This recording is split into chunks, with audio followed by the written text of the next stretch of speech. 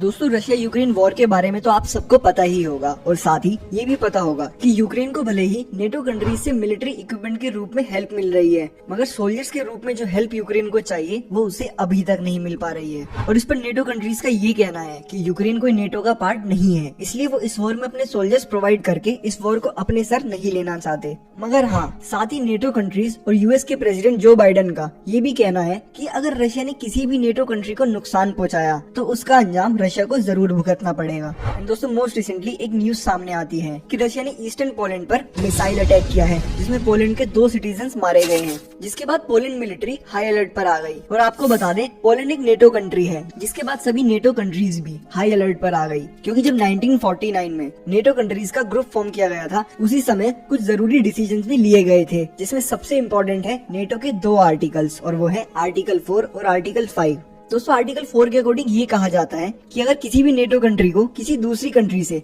खतरा महसूस होता है तो सभी नेटो कंट्रीज मिलकर एक मीटिंग करेंगे और सिचुएशन को साथ मिलकर संभालेंगे। अब बात करते हैं आर्टिकल 5 के बारे में। इस आर्टिकल के अकॉर्डिंग अगर कोई भी कंट्री नेटो कंट्री पर अटैक करती है तो उसका जवाब सभी नेटो कंट्रीज मिलकर जंग के मैदान में देंगी। और आखिरी बार आर्टिकल 5 9/11 अटैक के टाइम लागू किया था, जब सभी नेटो कंट्रीज ने मिलकर अफगानिस्तान पर अटैक किया था। और अब अगर सभी नेटो कंट्रीज मिलकर पोलैंड पर हुए अटैक के बदले रशिया पर अटैक करती है तो रशिया डेड हैंड डिक्लेयर कर देगा, जिसके अकॉर्डिंग अगर कोई भी कंट्री या नेटो ग्रुप मॉस्को पर अटैक करती है और उस अटैक में रशियन लीडर यानी व्लादिमीर पुतिन मारे जाते हैं तो रशिया में रखे सभी न्यूक्लियर वेपन्स को एक्टिवेट कर दिया जाएगा और शुरुआत होगी वर्ल्ड वॉर 3 की। बट दोस्तों ऐसा तो तभी होगा जब ये अटैक सही में रशिया ने किया हो, राइट। इस अटैक के होने के कुछ समय बाद ही इस पर पुतिन का कहना है कि ये अटैक उन्होंने नहीं करा और न ही वो मिसाइल्स रशिया की हैं। और इस बात को पुतिन भी अच्छे से समझते हैं कि अगर नेटो से पुतिन वॉर करते हैं तो नेटो कंट्रीज के सोल्जर और मिलिट्री इक्विपमेंट के सामने रशिया कहीं न कहीं थोड़ा कमजोर जरूर पड़ जाएगा।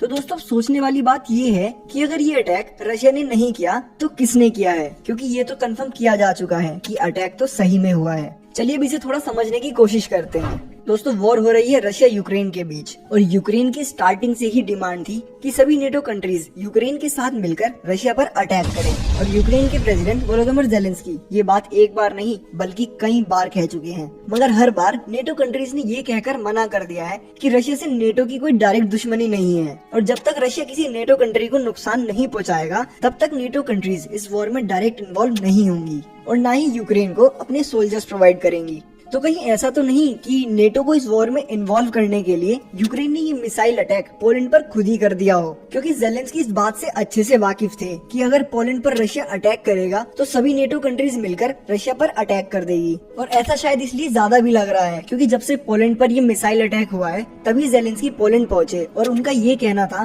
कि रशिया ने पोलैंड पर मिसाइल अटैक किया है, जो कि नेटो की सिक्योरिटी पे एक बड़ा सवाल खड़ा होता है। और अब सभी नेटो कंट्रीज को रशिया को जवाब जरूर देना चाहिए। बट थोड़े टाइम बाद यूएस ऑफिशियल्स का कहना है कि जो मिसाइल पोलैंड में गिरी है वो रशिया की नहीं बल्कि यूक्रेन की है। साथ ही कुछ सोर्सेज से तो ये भी न्यूज आ रही है कि ये मिसाइल S-300 है, जो कि एक ओल्ड सोवियत मिसाइल है और इस मिसाइल को रशिया और यूक्रेन दोनों कंट्रीज द्वारा यूज किया जाता है, इसलिए इस चीज के भी पूरे चांसेस हैं कि ये मिसाइल यूक्रेन की भी हो सकती है। और यूएस प्रेसिडेंट जो बाइडेन का भी इस पर यही कहना है कि कुछ कंफर्म नहीं है, पहले वो पूरी तरीके से इन्वेस्टिगेट करेंगे कि ये मिसाइल किस कंट्री से आई है। साथ ही पोलैंड के प्रेसिडेंट आंद्रेस डूडा का भी यही कहना है कि अभी कुछ भी कंफर्म नहीं हुआ है कि वो मिसाइल यूक्रेन की थी या फिर रशिया की, और ये मिसाइल किसकी थी ये तो पूरी इन्वेस्टिगेशन होने के बाद ही पता चलेगा। मगर हम यही आशा करते हैं कि वो अटैक रशिया द्वारा ना किया गया हो, और अगर रशिया से कोई गलती हो भी गई हो तो उन्हें सामने आके कन्फ्रंट करना चाहिए और अपनी गलती मान लेनी चाहिए। तो दोस्तों आप भी कमेंट सेक्शन में कमेंट करके जरूर बताइएगा कि आपको क्या लगता है कि वो रशियन मिसाइल थी या फिर नेटो को वॉर में अप फ्रंट पे लाने की यूक्रेन की कोई चाल थी। और हाँ, अगर वीडियो पसंद आई हो तो वीडियो को लाइक और चैनल को सब्सक्राइब करना ना भूलें।